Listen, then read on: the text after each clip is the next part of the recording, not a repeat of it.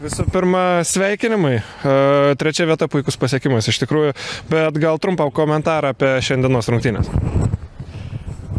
Aišku, visų pirma, norėtųsi pasveikinti miestą, fanus, mūsų klubo administraciją. Žinot,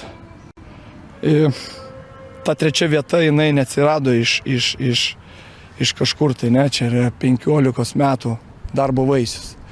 Taip, kad klubas, organizacija ėjo link šitos trečios vietos. Jinai palaipsniui žingsnis po žingsnio neskubėdama ir jinai pasiekė savo. Taip, kad dar kartą sveikinimas mūsų gladiatoriam, kurie, manau, kad padarė didžiulį darbą.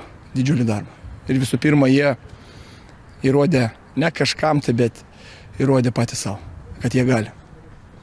Kaip dažnai pats, o gal kaip dažnai štabas tikrinosi, kaip situacija klostosi Kaune?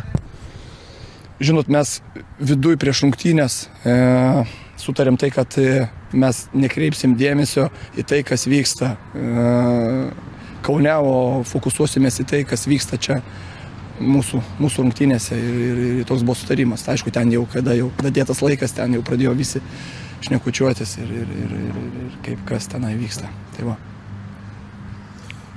Ir treneri, kaip žaidėjas laimėjote Šiauliuose čempionatą, dabar bronzą, pergalingas miestas jums. Ar galime tikėtis išvysti jūs čia ir kitais metais? Viskas Dievo valioje. Žinau, jūs turbūt